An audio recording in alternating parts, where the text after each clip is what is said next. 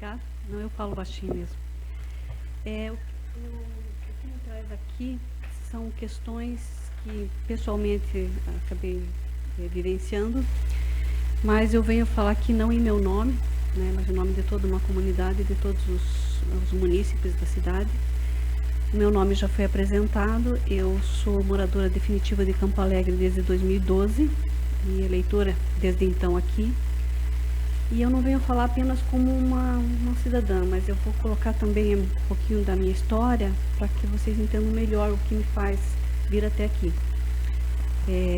Questionar exatamente alguma questão legal. Eu fui servidora pública federal por 35 anos. Então eu vivi na esfera pública mexendo com leis, contratos e tudo que os senhores estão acostumados aqui como aprovam ou não alguma iniciativa. Então é com essa bagagem, com essa experiência de vida mesmo que eu me obriguei a vir até aqui depois de ter tentado alguma conversa com a prefeitura, com alguns serviços e chefias de serviço da prefeitura e não tive resultado. Então eu cheguei à conclusão de que um lugar para trazer essas questões aqui em nome do povo de Campo Alegre, me fazendo representar, fosse aqui, a Casa do Povo, a casa onde a legislação acontece, onde os senhores decidem ou não. O que eu vou trazer aqui são legislações que estão disponíveis, eu já encaminhei tudo por escrito, e que eu, nessa apresentação, depois de vocês ouvirem, a decisão seja de analisarem isso aqui nessa casa, com o apoio jurídico de vocês, e que eventualmente, se elas são sobrepostas por alguma outra lei que eu não tenha encontrado, que isso seja trazido à presença dos senhores num outro momento por quem é de direito. Então, o primeiro assunto que eu tenho está em ordem, inclusive, pode colocar ali a questão água. Essas são imagens da forma como eu capto água hoje. Essa caixa d'água está no terreno do vizinho, ela é bombeada para uma outra caixa d'água, segunda aí, também no terreno do vizinho, até que, na sequência, essa é na minha casa, a última foto de um tratamento precário e doméstico que a gente tentou organizar. E por que aconteceu isso? Nós tínhamos um poço, o poço exauriu, segundo era um semi-artesiano, 2 tentativas de refazer, vieram, cobraram e não tinha como, porque o nosso terreno está sob uma laje de pedra, provavelmente muito espessa, você até vê a laje lá, evidenciado. A partir daí, qual foi a tentativa? Primeiro, buscar essa instalação de água via município, trazendo uma sugestão, uma ideia de onde eu vivia, que seria haver uma instalação e os, digamos assim, os beneficiados por ela pagassem financiado na conta d'água. Uma solução assim. Em princípio, foi-me dito que isso talvez fosse possível e, num espaço curto de tempo, a resposta que eu tive foi de que o assunto vazou, vamos supor assim, para um vizinho que veio até o gabinete da prefeita afirmar que se a prefeitura entrasse com 1 metro de água para dentro daquele terreno, eles denunciariam no Ministério Público. Então, a coisa ficou nesse nível. Mas o que diz o marco do saneamento básico? Aqui tem 2 recortes muito objetivos, a lei é muito grande, mas aqui está bem resumido. Fica estabelecida a política federal do saneamento básico, a execução de obras de infraestrutura básica de esgotamento sanitário e abastecimento de água potável em núcleos formais, informais e informais consolidados, passíveis de ser objeto de regularização fundiária nos termos da lei, desde que não se encontre situação de risco. O que é a situação de risco? Os morros, as montanhas, essa situação que a gente vê acontecer em épocas de chuva, que foram invadidos e depois vem uma tragédia. Não é o nosso caso. Qual que é uma alegação? Que o nosso loteamento não está formalizado. E não está. Não por culpa nossa. Por culpa de quem nos vendeu, no nosso caso, há 16 anos atrás. Então, mas ali está claro, a norma federal. Formal, informal, informal consolidado. No nosso caso é informal consolidado. Pode passar o próximo, Pedro. O que é o loteamento urbano? Ele, assim, é assentamento humano com uso e características urbanas, constituído por unidades imobiliárias com área inferior à fração mínima, né, conforme a lei, independentemente da propriedade do solo, ainda que situado em área qualificada ou inscrita como rural. Era o nosso caso, na época era rural, mas é aqui do lado da cidade, vocês já vão ver o mapa, já não é mais, Mas, independentemente do propriedade do solo e a alegação de não se fazer nenhum serviço lá, é porque a propriedade do solo não está no nosso nome oficialmente. Está de fato, mas não de direito. O que é o informal? É clandestino, irregular, ou no qual não tenha sido possível realizar a titulação ou de seus ocupantes, ainda que atendida a legislação vigente à época da sua implantação. Não é o nosso caso. O nosso é núcleo urbano informal consolidado, aquele de difícil reversão pela época, né, 16 anos já de venda, considerando o tempo de ocupação, a natureza das edificações, a localização da via de circulação e a presença de equipamentos públicos, entre outras circunstâncias. No nosso caso, já tem a rede elétrica instalada desde a época. Então, seria esse o nosso caso.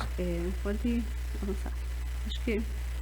Então, o que é isso aqui? Aqui é o termo que eu pedi. Quando eu pedi a instalação via o sistema federal, que cai na cidade, a resposta que eu tive, que é referente ao pedido de abastecimento público de água na rua Norvalino Gomes, no município de Canto Alegre, dessa forma solicita-se a escritura pública do imóvel em questão.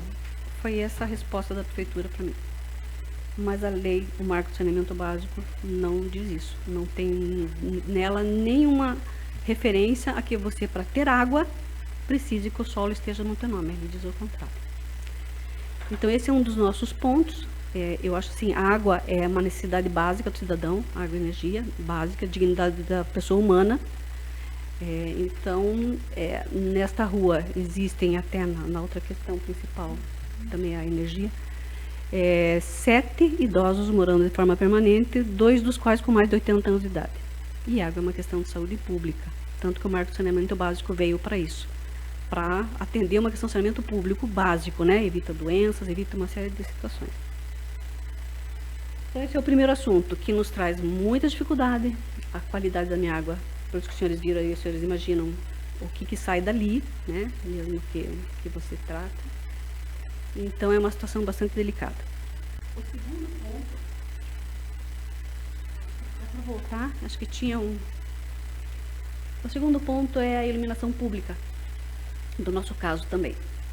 O que é a COSIP, a taxa, né? Os cidadãos pagam a iluminação pública por meio de um imposto chamado Contribuição de Custeio e Iluminação Pública. Normalmente esse imposto vem na conta de energia residencial. Então, realmente, na próxima imagem, essa é a nossa conta de energia. Não dá para enxergar daqui, mas nós pagamos a COSIP desde sempre, desde que nós moramos aqui. Também solicitei à prefeitura através do site federal o que eu tive de resposta. A primeira resposta era de que eu tinha que, o sistema, a partir de 2017, eu precisava apresentar um dado de georreferenciamento, uma etiqueta nos postes. É difícil de enxergar, vocês devem imaginar, é alto, mas eu fui lá e peguei. Mandei, dei a resposta, peguei esses números. O que aconteceu na sequência? Recebi novamente a resposta, que tinha sido encaminhada para o coordenador de iluminação pública para a ciência. Passaram os números, que seriam repassados para a empresa Quark, né, que é a responsável pela terceirizada, né, se eu não me engano, a respeito disso. E o que destacou-se? Que para isso, para esta manutenção, aqui entre parênteses, a referida rua deveria constar nos mapas oficiais do município. Ser uma rua com nome, identificação e registro. Mais uma vez, me pediram a formalização do loteamento quando a norma não pede e a gente paga. Então, que a gente não tinha esse direito. Eu tenho aqui, vai ficar, todo esse material vai ficar, eu tenho um parecer de um promotor de justiça, ele até cita, esse é o nosso loteamento, bem do lado da cidade, né? Ele já é na cidade, ele é urbano, né? Ele tem 1,5 m de comprimento ali da SC 418, é bem a faixinha central, olha assim. E o que esse promotor de justiça fala em referente à COSIP? Ela é uma emenda constitucional, né, 2002. As leis municipais, agora eu vou dar uma lida para que o texto legal seja bem fiel. As leis municipais, além do respeito aos princípios da legalidade e da anterioridade tributária, não poderão instituir tratamento desigual entre contribuintes na mesma situação e não poderão utilizar a COSIP como efeito de confisco. Essa é uma questão que depois eu vou colocar aqui o que eu gostaria. O Ministério Público do Estado de Santa Catarina já ajuizou algumas ações diretas de inconstitucionalidade contra leis municipais que se utilizaram do consumo de energia elétrica como fato gerador de tributo e para o estabelecimento de alíquotas. Essa questão alíquotas, que está dentro da lei, depois eu só vou pedir que a casa aqui nos mostre como que está sendo feita essa cobrança. É um percentual, é sobre a conta de luz, porque existem também regras e sobre isso. Mas o que a lei continua, o parecer continua. Não será exigido lei complementar para a instituição da COSIP nos municípios. Não é preciso que o município crie nada para aplicar a COSIP. O STF já decidiu, né, na época. Então, qual que é a finalidade da COSIP? A finalidade constitucional: custear serviços. Custear a troca das lâmpadas, custear, assim como está na minha... Essa é a segunda, volta na primeira, tem um poste está pendurado, o outro já está no chão, além de que a rua não tem iluminação. Ela não tem iluminação. Essa é a imagem da minha casa, da rua. Ali, por acaso, é uma luzinha, acho que de alguém lá, próxima casa. Às escuras. É para custear. Então, paga-se para que se custeie o serviço. Eu pago na conta de luz, como todo cidadão aqui, que paga energia elétrica, a taxa para esse serviço. E aqui não basta ter propriedade predial e territorial urbana para ser sujeito passivo da COSIP. Há que ser o sujeito passivo um consumidor de energia elétrica, que é o nosso caso. Então, nós consumimos energia elétrica, nós temos o direito disso. Efetivamente, com aqui e agora, o serviço de iluminação pública e não no futuro ainda próximo. Quer dizer, eu pago energia, eu tenho direito ao serviço. O sujeito passivo da COSIP deve sempre ter relação jurídica direta ou indireta com a destinação constitucional da contribuição, ou seja, deve receber, de qualquer forma, a ação estatal custeada. Eu devo receber a iluminação pública, que eu ajudo a custear. Assim, a COSIP não poderá ser cobrada de contribuintes que não sintam de forma especial o reflexo do serviço custeado. Eu não posso pagar por um serviço que eu não recebo. Nem se diga que os proprietários de áreas de zona rural ou de outras localidades urbanas não atingidas pelo sistema de iluminação pública beneficiam-se da iluminação pública quando vão às cidades ou centros iluminados, porque este reflexo há que ser atual, não podendo ser potencial. A iluminação pública visa prioritariamente garantir a segurança e a comodidade dos cidadãos durante o período noturno. Por consequência, é na segurança e na comodidade que o contribuinte tem a expressão máxima do reflexo da ação estatal, não sendo justo que o mesmo contribua com a COSIP quando tais reflexos não lhe atingem diretamente. Aliás, foram exatamente estes, a segurança e a comodidade, os principais argumentos utilizados no Congresso Nacional para a aprovação da nova contribuição. Quer dizer, esses foram os argumentos do Congresso Nacional para criar a COSIP: segurança e comodidade. Os municípios há muito vêm lutando com a carência de recursos públicos para custear o serviço de inelutável necessidade para o bem-estar e segurança das populações. Essa foi a frase dita lá no Congresso Nacional para criar. Não poderão ser incluídos para a formação do cálculo da COSIP fatores alheios à sua destinação. Por exemplo, expansão da rede, classes específicas como iluminação de jogos de futebol, feiras noturnas, bailes, etc. Quer dizer, a COSIP é para a manutenção da rede pública e do cidadão. A necessária vinculação causal que deve existir entre contribuição e benefícios, quer dizer, eu pago, eu tenho direito. Se por um lado é discutível a utilização do consumo de energia elétrica como fato gerador, aqui volta a questão da fórmula. É inaceitável a utilização do consumo individual de energia como base de cálculo. Então, essa é uma questão que fica para ser analisada. Como que é a base de cálculo hoje para a cobrança da COSIP na cidade. Eu só estou trazendo a lei para que vocês daí vejam como é isso. Porque não pode ser a minha conta elétrica de qualquer um. Não é essa a base de cálculo. E é patente a inconstitucionalidade de uma lei municipal que quantificou o valor da COSIP através do consumo individual de energia elétrica, pois institui tratamento desigual entre contribuintes que se encontram em situação equivalente.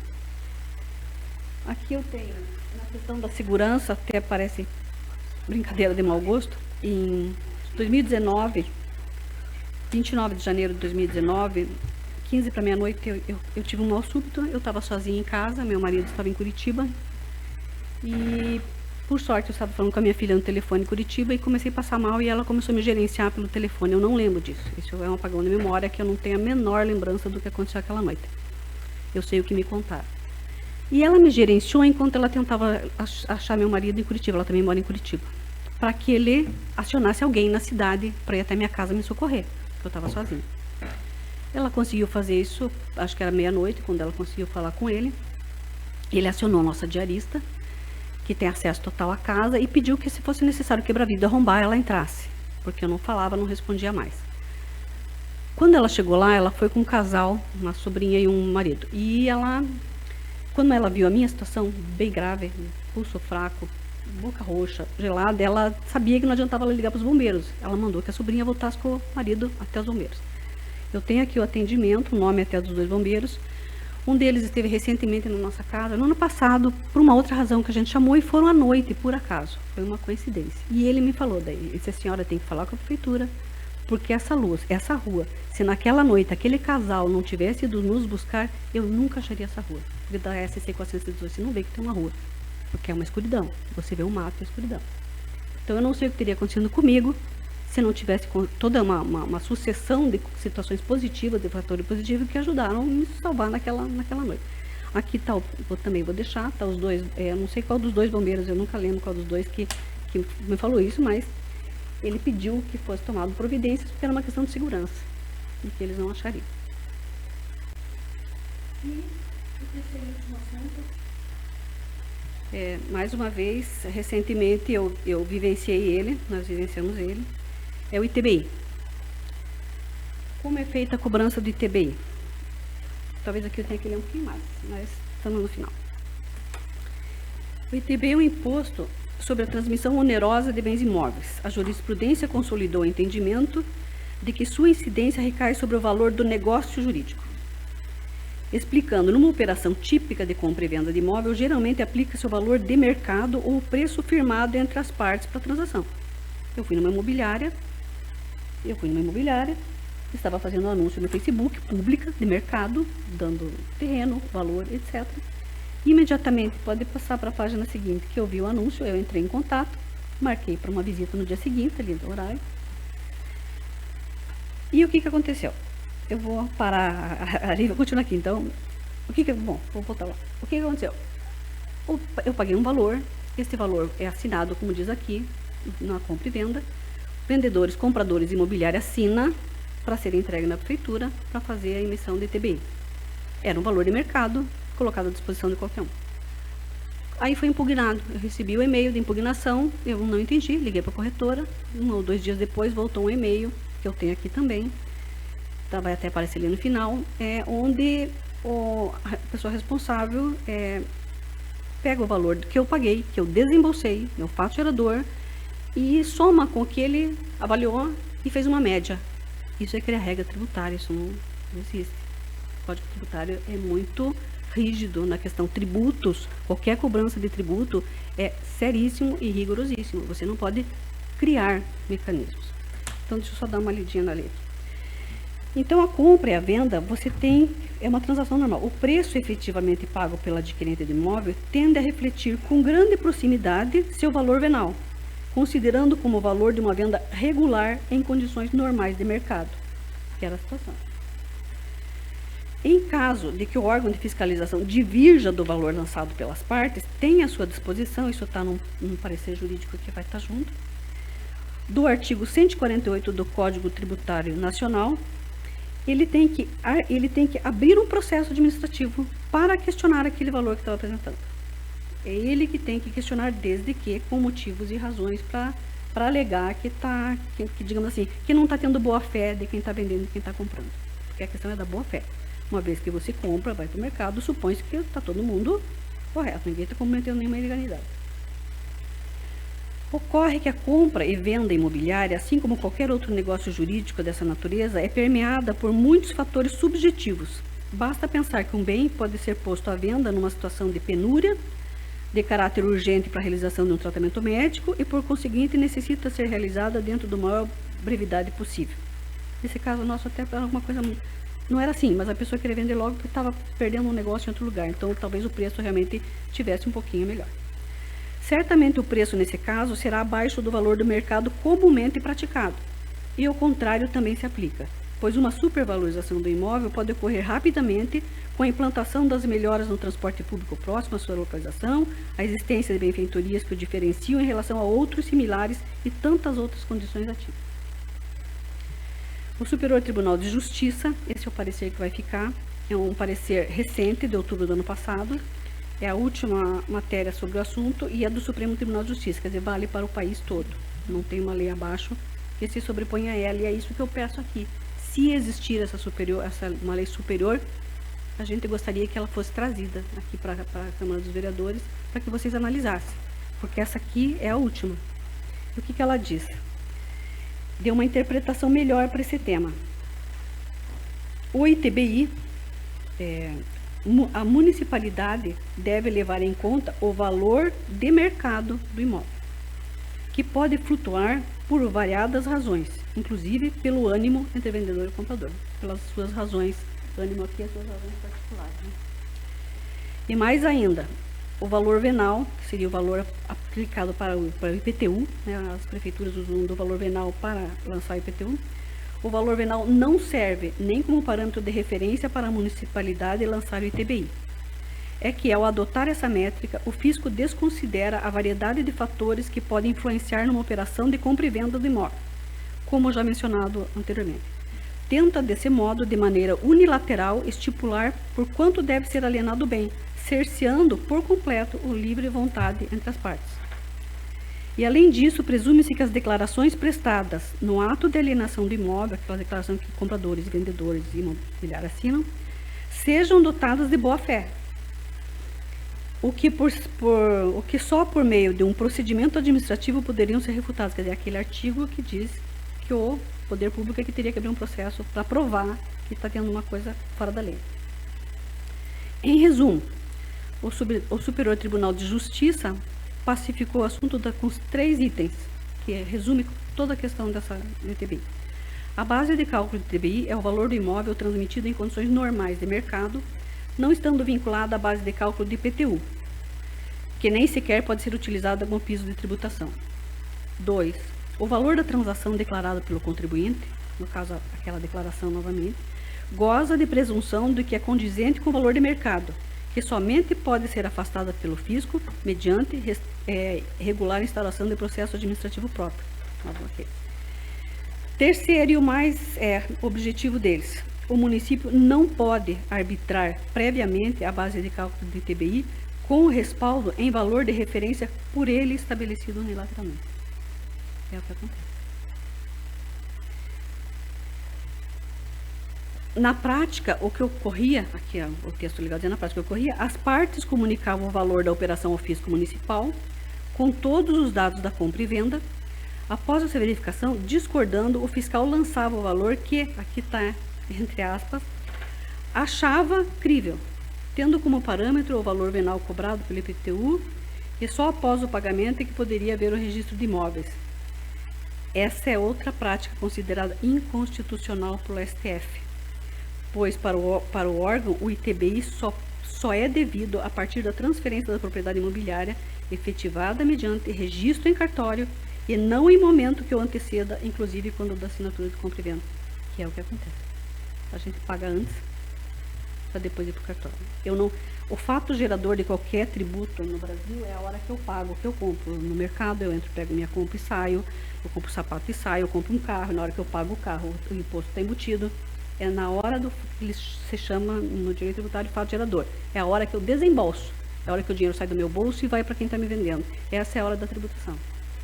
Não antes, porque se der algum problema nessa situação, eu paguei e não transferi nada para o meu nome, não tenho nada no meu nome. Então, vários artigos eu achei sobre isso, mas aqui eu trouxe o resumo, que procede dessa forma. Então, desse modo, mais uma, entre aspas, também, reforma tributária vai se consolidando pelo Poder Judiciário, né, do Brasil. E algumas, como o presente caso do ITBI, vêm de ótimo grado, pois facilitam em muito a vida do contribuinte. E está o advogado, os responsáveis pelo artigo, que também está disponível. E Então, senhoras, essa é a questão. A tributação é um assunto muito sério. As avaliações, aqui a gente tem uma resposta da prefeitura a respeito de como é feita essa avaliação. Aqui é dito que não é uma avaliação, nem uma pesquisa de mercado e que os proprietários podem apresentar 2 avaliações feitas por imobiliária para depois o cálculo ser feito como média. Não existe isso na lei. Essa regra, ela não é constitucional, ela não está na lei, mas se ela estiver na lei de Campo Alegre, é isso que eu reforço. A gente precisa saber e precisa confrontar ela com a regra nacional, que é o que vale, o Código Tributário Nacional. Não tem legislação superior e pareceres dos Supremos, né? A instância superior, é o Supremo Tribunal de Justiça, o Supremo Tribunal Federal, são essas instâncias que ditam como as coisas devem funcionar. E agora eu volto àquele início. Por que eu estou dizendo isso? Porque eu fui servidora pública há 35 anos, esfera federal, mexendo com lei, com contrato. Eu sei que o servidor público responde com seu patrimônio pessoal pelo seu erro. Isso a gente vê diariamente nas notícias aí, bloquearam conta, retiveram imóvel.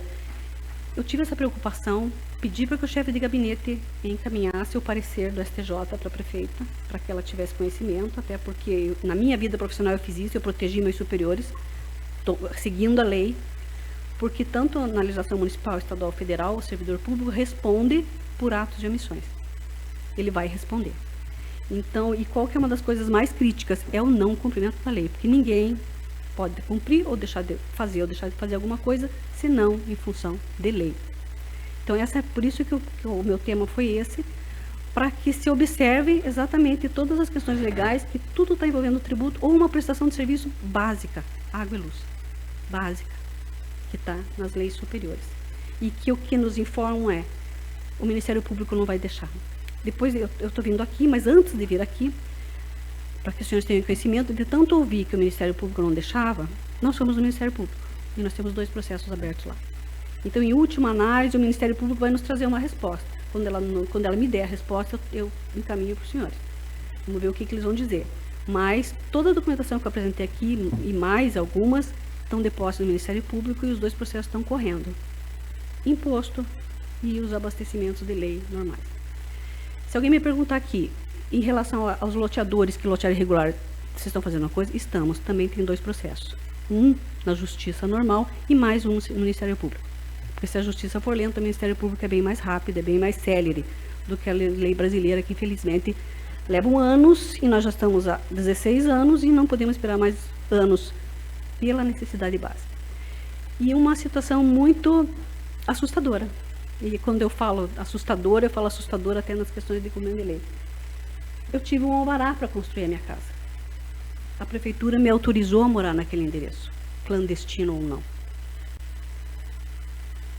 A prefeitura colaborou para que eu estivesse naquele lugar, vivendo de forma... Eu comprei o lote em 2007, em novembro de 2006 reservei, início de 2007 compramos, em 2008 fiz a casa, com o alvará da prefeitura. Nós não fomos lá. Então eu pergunto, como é que fica essa situação nossa?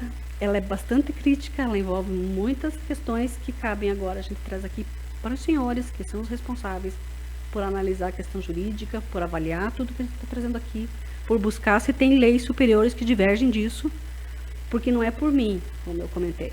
Eu faço isso como cidadã e como uma servidora pública que sabe qual é a função de cada um, né? Até no intuito de proteger mesmo os agentes que atuam na prefeitura.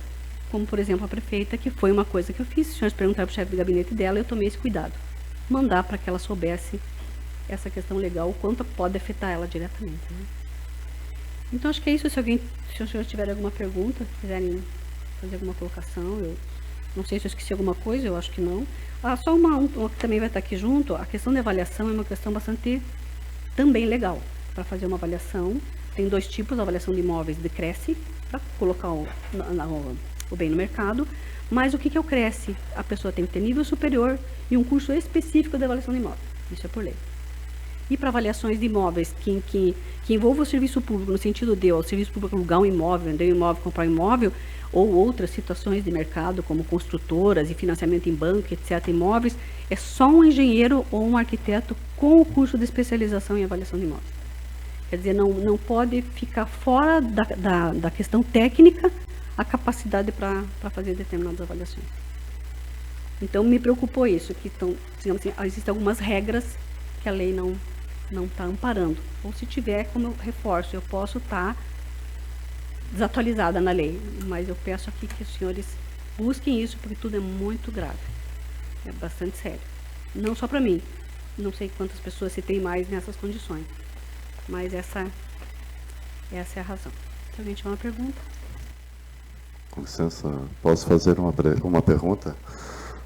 Em relação à resposta, a senhora disse que encaminhou ao Ministério Público, não obteve a resposta. E quando, do comunicado ao Executivo, qual a resposta que a senhora obteve? Comunicado em que sentido? Em que momento? A senhora disse que levou o assunto a conhecimento do chefe de gabinete? Eu passei por WhatsApp para ele.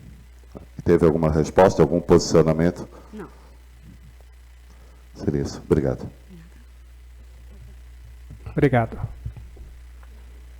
Eu que agradeço. Acho que eu não agradeci no início por essa possibilidade, mas eu agradeço muito esse momento, acho extremamente importante, para que vocês possam refletir e evitar que situações aconteçam que venham afetar exatamente o serviço público de Campo Alegre, né? A prefeitura, porque inevitavelmente isso acaba acontecendo, de uma forma ou de outra, né?